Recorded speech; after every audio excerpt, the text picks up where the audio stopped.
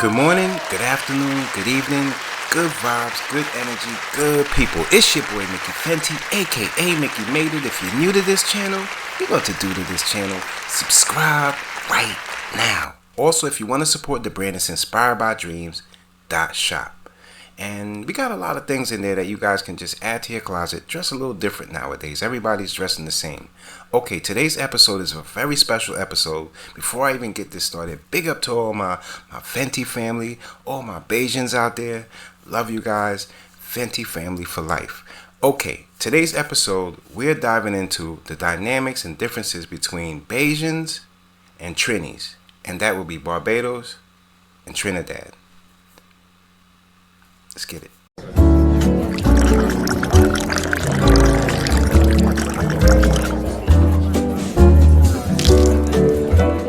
Love you, Riri.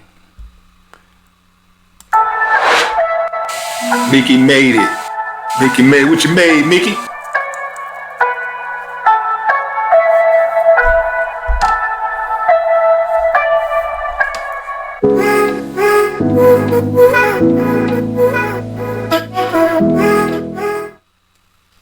Caribbean thing. You know what I'm saying? Caribbean girls, my name. Just don't let Trinis. My Trinis don't let bitches either. The draw the line in the ocean or find fish. But that's different. That's a different thing. That's for different. You can't fish here. You cannot fish here. Listen, we're after the fish. We need the fish. These fish. Listen, you know what fish we're after.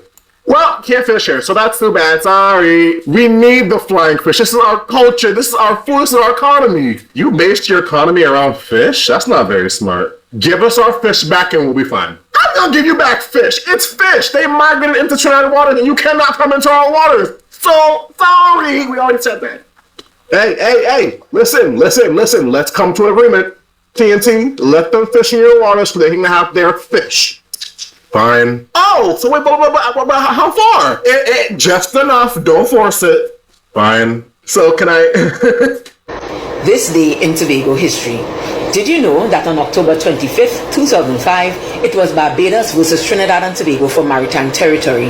From October 17th to 28th, 2005, representatives from Trinidad and Tobago and Barbados were presenting their arguments in London over their respective claims to the continental shelf and the 200-mile exclusive economic zone south to southeast of Barbados and north to northeast of Trinidad and Tobago. This matter was of significant importance to Tobago because in issue, among other things, was access to flying fish stocks by Tobago and Barbados fisherfolk. Aside from valuable fishery resources, oil resources were also in dispute. According to Barbados, in February 2004, then Prime Minister of Trinidad and Tobago, Patrick Manning, declared the issue of the maritime boundary intractable and invited Barbados to seek arbitration over the matter, which they did. However, it is of note that this dispute arose from a maritime boundary treaty which Trinidad and Tobago signed with Venezuela in 1990, whereby Venezuela purported to give Trinidad and Tobago ocean territory which Barbados was claiming as part of their EEZ. A tribunal was constituted under the United Nations Convention's Law of the Sea, which the Permanent Court of Arbitration would serve as registry. The decision would not come from the tribunal until April 11th, 2006. This is Devon Adana. This has been This Day in Tobago History. Back to you. Do you guys remember when you were younger, your parents used to tell you stay away from friends that will take you places but can't bring you back? Well, that's exactly the lesson that Barbados has to learn from Trinidad and Tobago. The government of Trinidad and Tobago has ordered the arrest of Brent Thomas from Barbados and brought him back to Trinidad. And the Bajan government is now accepting liability because they didn't have the proper people to bring back Brent Thomas to Trinidad and Tobago. And it doesn't come as a surprise that Trinidad and Tobago Attorney General is of the view that if Barbados government did anything wrong, that they should be held liable. Hopefully the Barbados government learned their lesson. These are the kinds of people that your parents told you to stay away from. Let me know what you guys think. I've been in Trinidad for approximately 12 days. Here are facts about Trinidad. First fact is, nobody could party like Trinidadians. I thought as a Bajan I could keep up and I could live in Miami, but I cannot keep up. I need to take a nap. Doubles sell everywhere. Every corner you can find a double man. Trinidadians are actually extremely nice and very hospitable. What? have very good hospitality. Splendid. It's just been pure love from everyone. Trinidad rotis are indeed better than Shafat ones. And I was really going hard for Shafat, but then when I had a roti and it was this big compared to Shafat roti being this big, I just couldn't save you guys. Okay, so somebody the other day told me how I don't say the I in Trinidad, right? Like I don't say the N, like Trinidad. I don't say that. I say Trinidad. And they were like, why do you say that? And I was like, why do I say what? And they're like, why do you say Trinidad?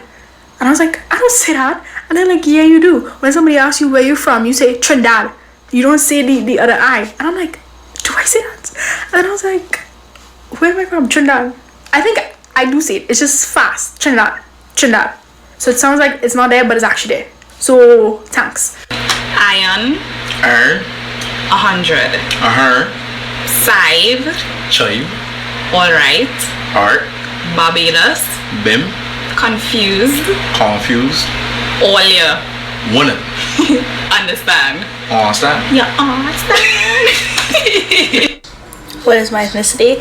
I am German, English, Scottish, and Bajan, which is from Barbados. No. Try out a Bajan dish called pudding and souse with me. I have no idea what this is. Who's got this for me? My boyfriend, he's from Barbados. I'm from the Netherlands. I have no idea what it looks like. I haven't even opened it yet. So, let's go. It looks like herring. Herring? Yeah, with onions. These are not onions? No, they're not onions here. Okay, this is what it looks like. I don't know, it looks interesting. I'll let you try it first. Yeah, I'm gonna try it. I'm reveling my fork. Okay. How do I eat this? Like all together? We just take a bit of anything. Okay.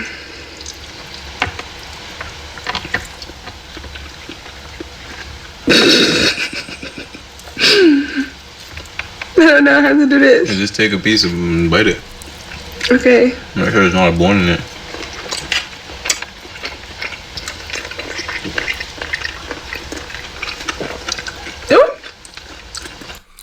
In Barbados, we got the best food. We put love in everything that we do. It's nice. What's this? Potato? Let me see. Where? That is breadfruit. Oh, breadfruit. And the brown stuff? That's the pudding. It's really like steam, kind of like steamed sweet potato. Oh, nice. Okay. It doesn't look very appetizing in my opinion, but it tastes nice. But Well, you know what it is though? You have it. You know what kind of meat it is? pork? It's pickled pork. Pickled pork. And you know it's It does have like a weird aftertaste in my opinion. weird aftertaste. Yeah. What has the weird aftertaste? Look, it looks so weird. Yeah, I think the meat, I don't know. I don't know, I think because it looks weird that I'm like it's funny because like the first bite I had, I was like, I didn't really look at it, but now the more I look at it, the more I'm like, I don't know if I Don't worry about the visual presentation. yeah, maybe I need to just close my eyes and eat it.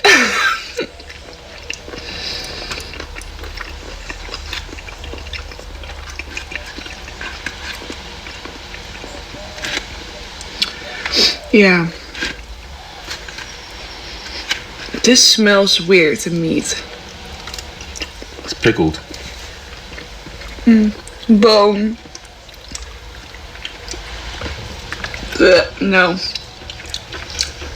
First bite was nice, but the more I chew it and stuff, I don't know. Like, I just had a piece and the texture was not. No. Okay, well, you know, might not be for you. Traditional Bajan food. Backstory on it is it originates from like slavery. the slave owners, they had when they would have their own food or whatever, they obviously would be getting the best parts. Yeah. And all that would be left to the slaves would be, you know, scraps and things like that. So, you know, that's where like pudding and souse started, like the type of the eat. So like, you know, the pig feet, the pig. Well, I can. Sorry, I didn't mean to interrupt your story. I'm sorry. I'm just trying to eat it because I wanna, like, you know, I always feel like I have to, like, you have to teach yourself to eat things, but I just don't like the texture of the meat. I give like the breadfruit and the pudding like a 7.5, but the pork itself is like a 3. The sauce. The sauce. Thank you, baby, for getting it for me. Yeah. And letting me try things from your culture. I love it, even though I didn't like this. You know, it's all good. Anytime, baby. So Donald Trump was inaugurated yesterday, and while it may not be the end of the world, it might be the beginning of the phase for Trinidad and Tobago where we start paying for the mistakes of our past.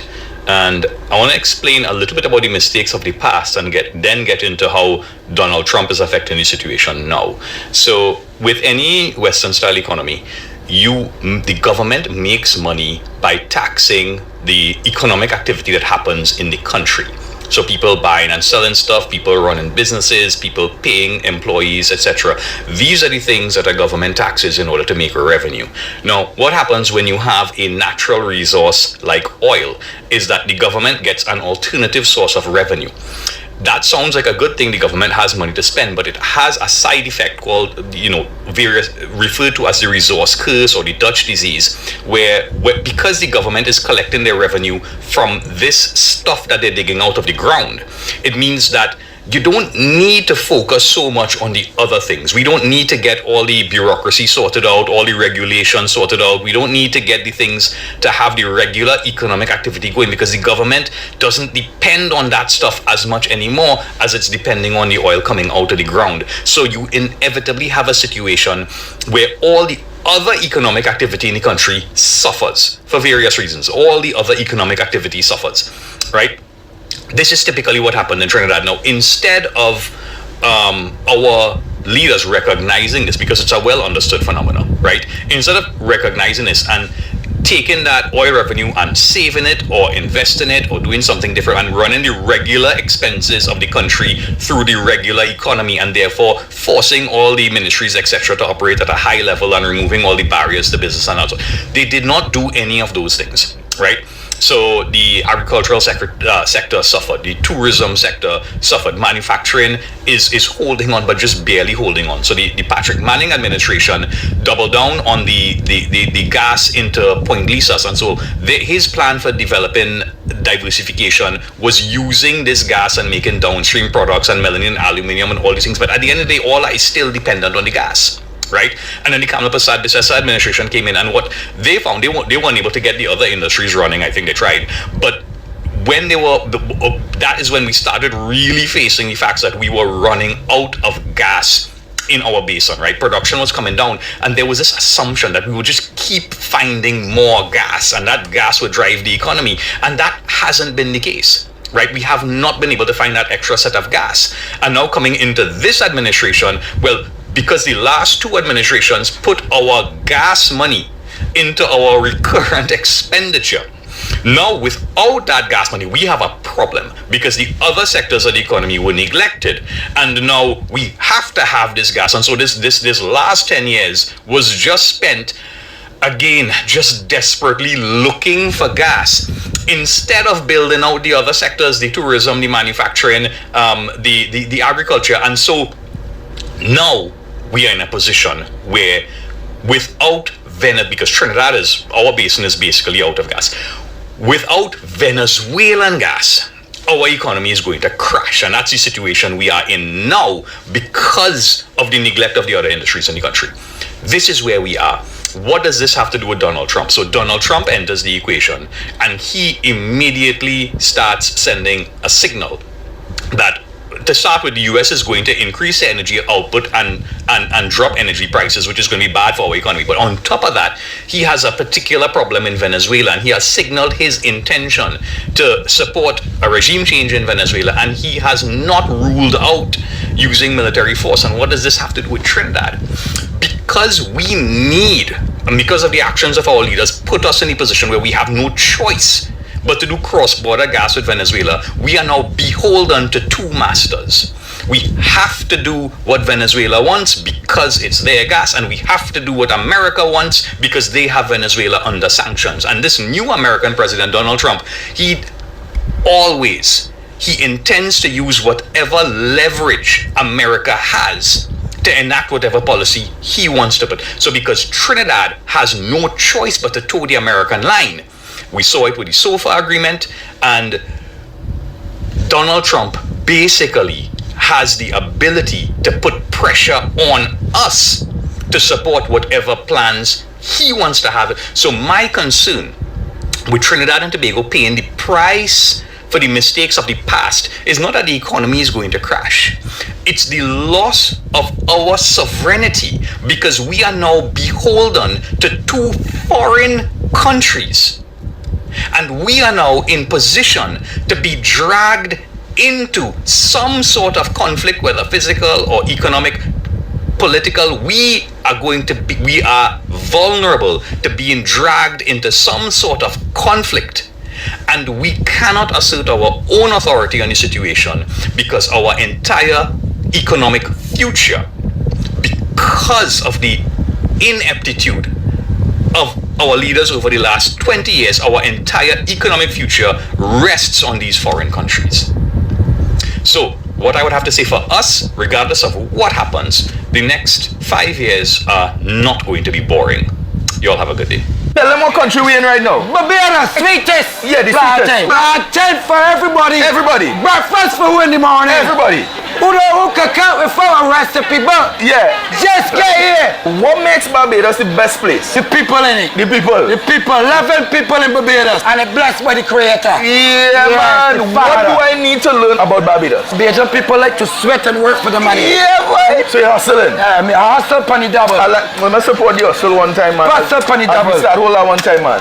How much you want? That's what we talking. No, that's just for you because I supporting the hustle, man. Promote everything you're selling here to the people right now. My God, you're late. Don't sweat. Everything. Go $3 Bajan on here. Yeah. Remedy for mommy pop. Don't drink and drive. Don't learn to survive. Carrots and beans that sweet. Yeah, boy. Who cooking with fire recipe, but get here. God bless you. Where you get this exuberance about yourself from, boy? The energy from God. Energy from God. From God. Nobody else, boy. I tell the energy 54. Their granddaddy. Daddy. What is the secret to living so long? Is something in the Barbados sun or what? Let me show you. Show me. See this good food? Beets, carrots, beets, yeah. plantain, all of these things here, man. Everything, man. Bajan onions, lemonade. Learn to cook without a recipe book. And you're not young and sweet like me. Oh, good. Yeah. What's your best pickup line for the ladies and them? If on the wall, keep looking sweet. Get the plantain that look like me. Yeah. I like that. Breakfast for the morning. I like that. Yeah. You know, if you had to tell the people some positive words right now, what positive words you will tell them? But the sweat in your bowl you eat here, people, and a cheap life have no vibe. In 15 seconds, if you had to give the people a reason to book a flight to come to this beautiful country right now, what reason are you giving them? I'm giving them the sweetest island in the Caribbean. Sweet. Okay. Best cook. We got big bumper girls. Girls that can cook without a recipe book. I heard it's called boxies. What's a boxy? Behind. Oh, the behind. Okay. Behind. Yeah. Reeling and river like jelly. Yeah. Describe a boxy like a real Bajan for me. A roll. Yeah. Whoa.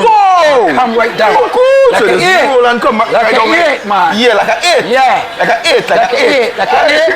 Yeah. If you had to pick one song to describe your life, which song you picking? Sing it for me. One love. Talk about the one love, one heart. You're gonna be smart.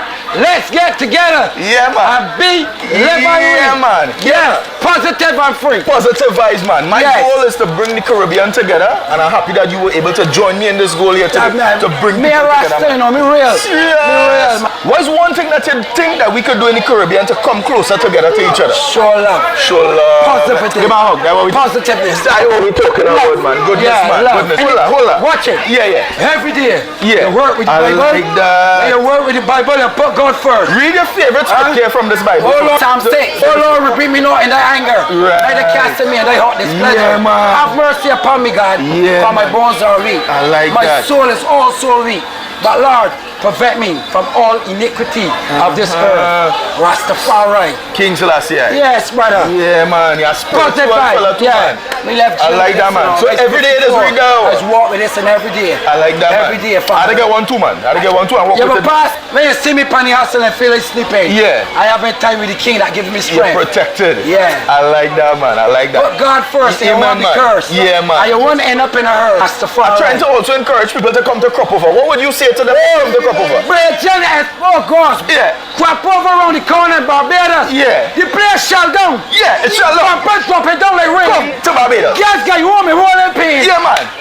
Dancing in the rain. Yeah, Cropover is the place. If you're looking for a sign to book your flight to come right now, this one is the sign. Barbados. Okay. Barbados. The vibes. Barbados. The vibes is in. Barbados. The boxes is in. Barbados. Cropover. Barbados. Food and Rum Festival. Barbados. You. Barbados. The plantains. Barbados. Rastaman. Yeah. Barbados. Come to Barbados. Yes. You didn't know. No, you didn't know. Okay, this one hits home for me. As you all know, my family has a big name, and that's due to Rihanna. Her mother and her father is Mr. and Mrs. Fenty, and my mom and my father is Mr. and Mrs. Fenty. My mom and my father was both born in Barbados, and I was born here in America. And my father, he was the true original Fenty, and he married my mom. So that's how that thing came around. So when the funny dynamic, when I heard, when Rihanna first, she had first blew up and she had took off in the music industry, and I heard people call her mother, Mrs. Fenty, that always struck a chord with me because we call my mom Mrs. Fenty. So it's a small world, and yeah, my family's big out there. So big up to all the Fentys out there. Big up to all my people out there in St. Michael's. Love y'all. Family for life. And yeah, so see, big family, big world, and we all here. Love you, Riri, and yeah, I hope you guys enjoyed this video. And when it comes to Trinidadian, I grew up around a lot of Trinis, and even my next door neighbor was Trini. So when I was born out here, the area where I'm from, it's very Caribbean driven, and everybody out here is just so many different mixed cultures. So yeah, you just never know. Love you guys, and I hope you enjoyed the video. Until next time, it's your boy Mickey Fenty, aka Mickey Made It. If you're new to this channel, you know what to do to this channel. Subscribe,